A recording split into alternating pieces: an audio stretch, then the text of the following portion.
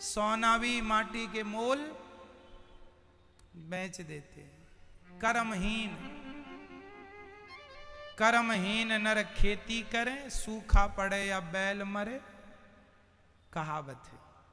कर्महीनों को तो सब जगह दुख है, कर्म करने वालों को सब जगह सुख है। सुखी होना हो, कामयाब होना हो, सोच को बड़ी रखिएगा, गोल बड़ा हो। आपका लक्ष्य बड़ा होना चाहिए। आपका लक्ष्य कुछ बड़ा सोचो, बड़ा करो। नौकरियां लेने वाले नहीं, आपको नौकरियां देने वाला बनना होगा, तब आपका विकास होगा, आपके देश का विकास होगा। एक सज्जन ने हमसे पूछ लिया, महाराज जी सब नौकरियां देने वाले बन जाएंगे तो काम कौन करेगा? हमने कहा लो, अभी शुरू किया नहीं, इन्हें चिंता सताने लगी। एक पति पत्नी लड़ रहे थे। पत्नी कह रही थी मैं अपने बेटे को इंजीनियर बनाऊंगी, पति कह रहा है नहीं जी डॉक्टर ही बनेगा। पत्नी बोली नहीं, इंजीनियर के नीचे बात नहीं होगी, सुनो चुप रहना, मैं पढ़ाऊंगी अपने बेटे को।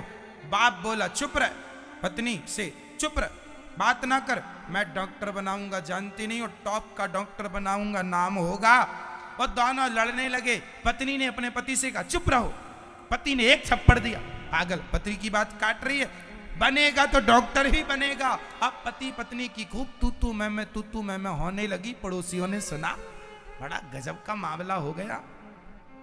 पड़ोसी आए, क्या हुआ? अरे बोले हम चाह रहे हैं पत्नी, हम अपने बेटे को इंजीनियर बनाएंगे और ये कह रहे हैं डॉक्टर बनाएंगे। तो पड़ोसियों ने कहा आप अपने बच्चे से क्यों नहीं पूछ लेते कि वो क्या बनेगा? तो दोनों ने एक दूसरे का मुंह देखा। पड़ोसियों ने कहा बुलाओ बच्चे को। बोले बच्चा तो अभी पैदा ही नहीं हुआ, अभी शादी हुई है 4 महीने पहले। झगड़ा चल रहा है, बच्चा हुआ नहीं और झगड़ा। वही हम कह रहे नौकरी देने वाला बनो, अभी बने नहीं, पहले ही चालू। महाराज फिर लेने वाला कहां रहेगा? कौन देगा, कौन लेगा, कौन करेगा काम? सब नौकरी देने वाले बन जाएंगे तो लेगा कौन? हमने कहा लो भैया अभी बनो तो बने नहीं, बच्चा हुआ नहीं, झगड़ा। लो ये है हाल। हम कहते हैं भारत वालों आप बुद्धिमान हो, आप नौकरी देने वाले बनो तो सही, नौकरी लेने के लिए तो अमेरिका के लोग भारत आएंगे। भाई हमें भी नौकरी पर रख लो, तुम देने वाले तो बनो, लेने वालों की कमी है क्या? हा? यहां आएंगे दुनिया के लोग काम करने, जैसे आज भारत के लोग काम करने जाते हैं अमेरिका, फलाने देश।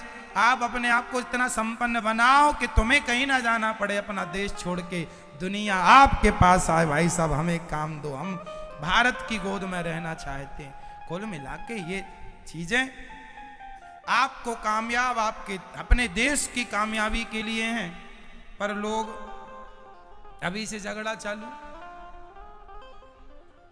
है ना। कम से कम बच्चा तो हो जाने देते, कुछ तो कर लो, पहले कामयाब हो जाओ।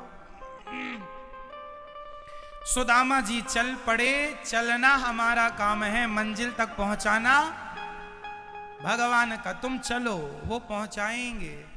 चल पड़े सुदामा, भगवान खुद गाड़ी लेकर आए, बैलगाड़ी। बाबा बैठो गाड़ी पर, चलो, कोई ना कोई मदद करने वाला आ ही जाएगा, और वो मदद करने वाला परमात्मा ही है। मैं कह चुका हूं इस बात को कि सुदामा जी द्वारिका पहुंचे, द्वार पर खड़े हैं। द्वारपालों से कहा जाओ भैया मेरे परम मित्र को बुलाओ, कब से खड़ा हूं द्वार पर। हमें श्रवण किया कि भगवान राम का माता सीता से विवाह हुआ। जनक जी ने संदेशा भेजा अयोध्या और जब सीता जी का संदेशा लेकर के विवाह का पाती लेकर के जब वो गए, पत्री लेकर गए, तो अयोध्या में उन्होंने पानी नहीं पिया। दशरथ जी ने कहा आप कहां से आए हैं? बोले जनकपुर से। आपके बेटे राम ने हमारी बेटी जानकी से विवाह किया है, आपको निमंत्रण देने आए हैं कि आप बारात सजा करके हमारे यहाँ प्रस्थान कीजिए, आइए। दशरथ जी ने उनको ठहराया, पानी इत्यादि दिए। बोले नहीं, आपके यहाँ पानी नहीं पिएंगे। क्यों नहीं पानी पिएंगे? क्योंकि आज से हमारी बेटी का संबंध आपके नगरी में हो रहा है।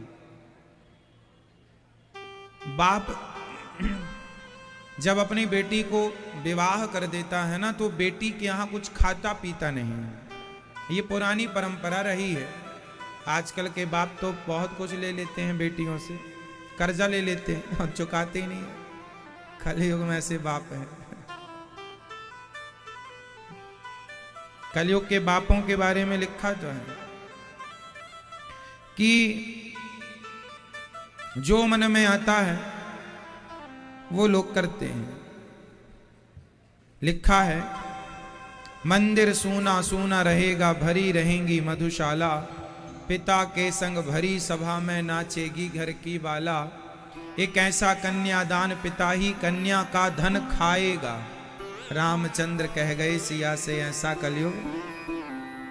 यहां तो कन्या का धन बाप ही खा जाता है। पहले का बाप बेटी के घर का पानी नहीं पीता था कि हमने कन्यादान कर दिया है, अब वहां का क्या लें। अब इसका कारण क्या है कि पहले के पिता अपनी बेटी के यहां पानी भी पीना पसंद नहीं करते थे। क्यों? आज के युग में जब ये बात किसी से बताई जाती है ना, तो लोग आज के साइंस के युग में बिलीव नहीं करते। क्या ऐसी मान्यता सही मान्यता है या गलत मान्यता है? आज के पीढ़ी से जब इस विषय पर हम बात करें या आप बात करें, तो आज की युवा पीढ़ी कहेगी ये मान्यताएं गलत हैं। तो पहले के लोगों ने ये मान्यताएं क्यों रखी? ये मान्यताएं सही थी या गलत थी? इसका गहराई से कारण क्या है जरा समझिएगा। जब एक पिता कन्यादान करता था तो वो दान कर चुका, बेटी दे चुका। पहले के लोग ना, पहले के लोग कैसे होते थे, उनको क्या कहना चाहिए हमें आपको समझाने के लिए। क्या शब्द का हम प्रयोग करें, अभी आएगा जो बताएंगे। पहले के लोग बेटी को दे दिया, उसका हाल चाल तो पूछते थे, दुख सुख में जाते थे, आना जाना करते थे, खाते नहीं थे, उसके हाथ से उसके घर का अन्न और जल ग्रहण नहीं करते थे। इसका कारण क्या है? इसका कारण यह है कि हम जिसे दे चुके हैं, दान जिसका कर चुके हैं, भगवान से ये प्रार्थना करते थे कि हे प्रभु बेटी के घर का ना खाना पड़े। मतलब वो इतना सेल्फ डिपेंड हुआ करता था पहले का आदमी, आत्मनिर्भर हुआ करता था पहले के आदमी, कि वह उसका बेटा सेवा करे या बेटा सेवा ना करे तो स्वयं वो आत्मनिर्भर है, उसे बेटी के हाथ का ना खाना पड़े, है ना। तो मतलब पहले के लोग सेल्फ डिपेंड थे। आज के लोग क्या हैं? अब जैसे किसी की दो बेटियां हों, बेटा है ही नहीं, तो क्या उस पिता को क्या बेटी के घर पानी नहीं पीना चाहिए? पीना चाहिए। जिस पिता के पुत्र नहीं है, जिस बाप के केवल दो बेटियां हैं या एक बेटी है या चार बेटियां हैं या 7 बेटियां हैं, तो आप बेटियों के यहाँ रहकर उनसे सेवा ले सकते हैं बुढ़ापे में, वो भी तब जब आप मजबूर हो जाएं। जब तक आप स्वस्थ हैं तब तक आप अपना करें, पर मजबूर हो जाएं तो बेटियों के यहाँ आप जा सकते हैं, कोई पाबंदी नहीं है। पहले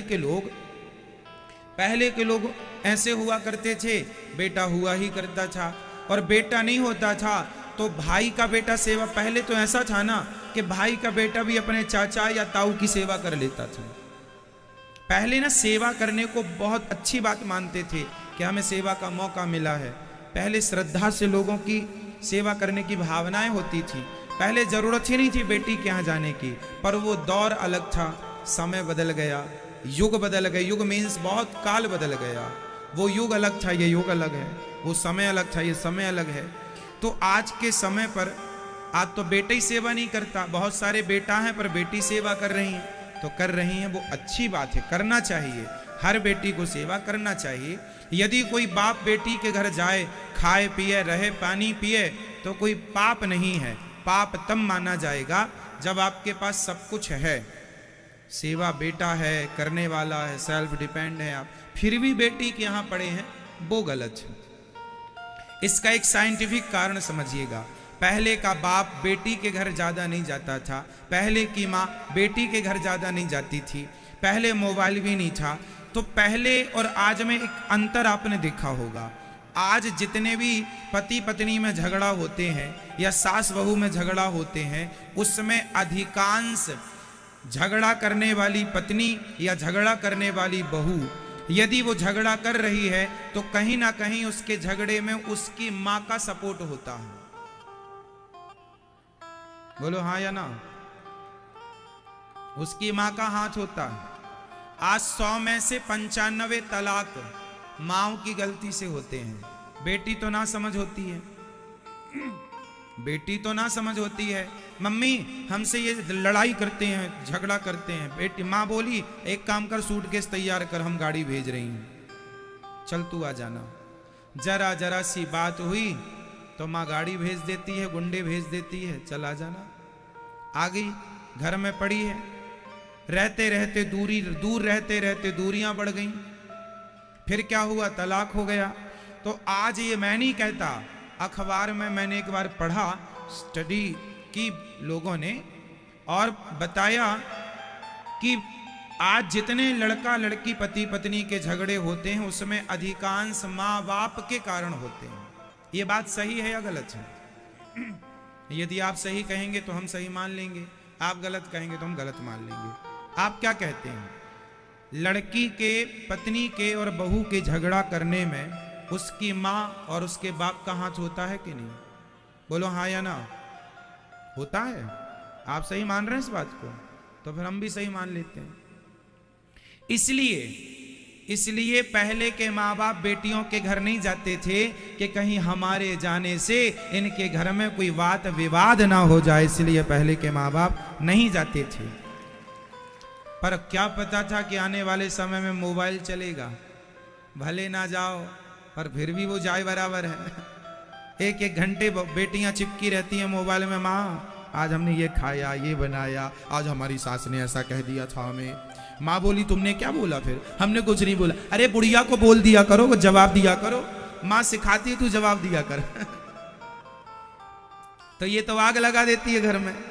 इसलिए पहले के लोग बेटी के घर का पानी भी नहीं पीते थे कि हमारे कारण जाओ आओ हाल चाल लो और आ जाओ। ज्यादा रुकने से क्या होगा? यदि बेटी अपने माँ बाप को ज्यादा ध्यान देने लगी तो पति बोलेगा अपनी माँ को ज्यादा समय देती है, अपने माँ बाप को ज्यादा, उनकी सेवा ज्यादा करती है, हमारे माँ बाप को नहीं।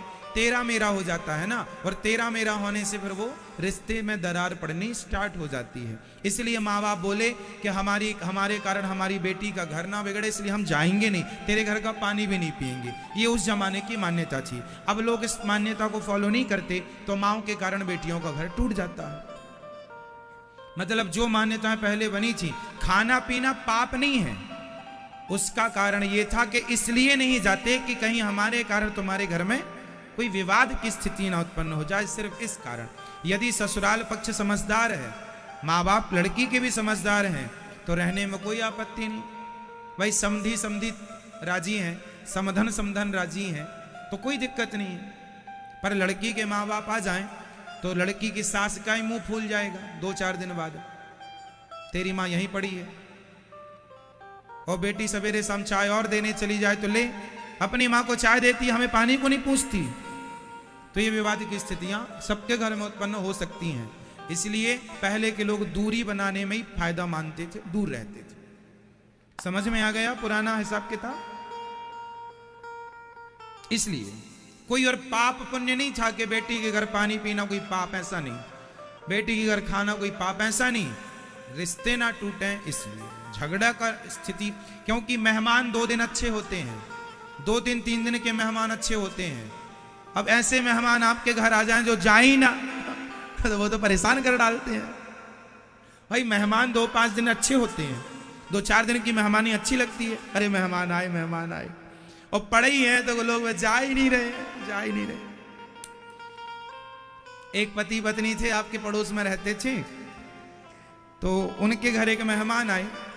तो जब आए तो उन्होंने खूब बढ़िया उनको खीर पूड़ी बना के खवाया, दूसरे दिन बड़ा खवाया, कढ़ी और चावल खिलाया, तीसरे दिन फिर उन्होंने बढ़िया आलू के पराठे बनाकर खिलाए, चौथे दिन मेहमान को फिर बढ़िया सा उन्होंने अच्छे अच्छे पकवान इत्यादि बनाकर खिलाए। तो पत्नी बनाए और मेहमान खाएं। पति पत्नी कहे मेहमान आए हैं, खाओ पियो। अब मेहमान को इतना बढ़िया खाना पीना लगा कि बेचारे वो मेहमान ठहर गए तरीके से। 2 दिन हो गए, 4 दिन हो गए, 6 दिन हो गए, अब पति पत्नी में खुसर पुसर चालू हुई, क्यों, ये कब जाएंगे। पति बोला अब चले जाएंगे, शायद कल चले जाएं। कल हुआ तो कल भी खूब खाए, फिर भी ना गए। तो एक दिन पूछ लिया आप कब जाएंगे आप कब जाएंगे। उन्होंने कहा नहीं अब हम जाएंगे ही नहीं बहुत अच्छा लग रहा है। अब तो पत्नी ने मुंह फुला लिया, हे भगवान। अब उनने प्लान किया कि इसको कैसे भगाएं। बोले ये क्यों नहीं जा रहा है। बोले लहट गया है खाने में, खाने को लहट गया। लहट गया जानते हो, खाने को लहट गया है। एक काम करो अब 2 दिन घर में भोजन ही मत बनाओ, और हम तुम आपस में लड़ते हैं। जब हम तुम लड़ेंगे पति पत्नी तो ये भाग जाएगा। पति बोला हम तुमसे कैसे लड़े, आज तक तो कभी लड़े नहीं। पत्नी बोली झूठ मूठ का लड़ना। लो अब लो पति पत्नी ने झूठ मूठ की लड़ाई शुरू की। उसने उसको ऐसा कहा अरे तुमने हमें ऐसा कह दिया, आज हम भोजन ही नहीं बनाएंगे। अब मेहमान बाहर सुन रहा है, बोले लो आज तो भोजन ही नहीं बनेगा। अब जैसे तैसे भोजन नहीं बनाया, पर जो रखा था वो दोनों अंदर अंदर पति पत्नी ने खा लिया। मेहमान को कुछ नहीं मिला। आज पूरा दिन मेहमान भूखा रहा। दूसरे दिन फिर सवेरे सवेरे लड़ लिया। मेहमान को लगा राम राम अब तो लगता है भोजन मिलेगा नहीं। तो मेहमान अपना बोरिया बिस्तर तैयार करने लग गए। और आज पति पत्नी ने जोर से लड़ाई की, जोर जोर से, बाहर खूब आवाज जाए, खूब लड़ाई भिड़ाई की। आज हम खाने को नहीं देंगी तुम्हें, बनाएंगे नहीं, जाओ तुम ऐसा कहते हो वैसा कहते हो। खूब लड़ाई हुई। मेहमान को लगा दाल गलने वाली नहीं, मेहमान जाने लगे। और जब मेहमान गए तो पत्नी रो रही थी, रोने का नाटक कर रही थी।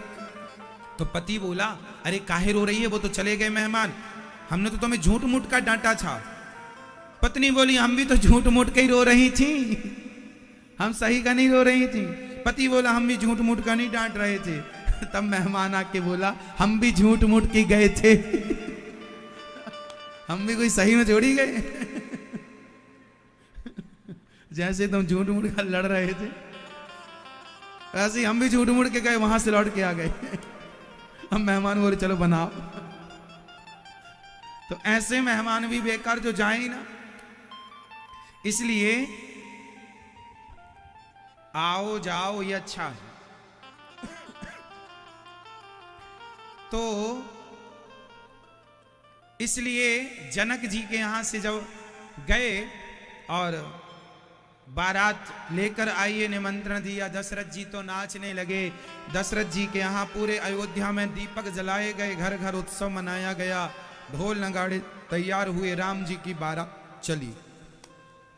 राम जी की बारात चली, संग में भरत जी और शत्रुघ्न जी बैठे थे। जब बारात चली तो लोगों ने पूछा कि भैया बारात जा रही है, दुल्हा कहाँ है। अब कैसे बताएं कि दुल्हा पहले ही से ससुराल में है। तब रथ में भरत जी को बिठा दिया गया पगड़ी बगड़ी लगा के।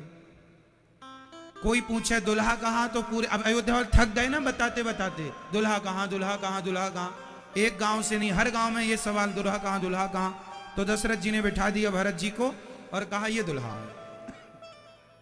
भरत जी और राम जी कोई अलग अलग थोड़ी दिखते थे, लगभग एक से थे।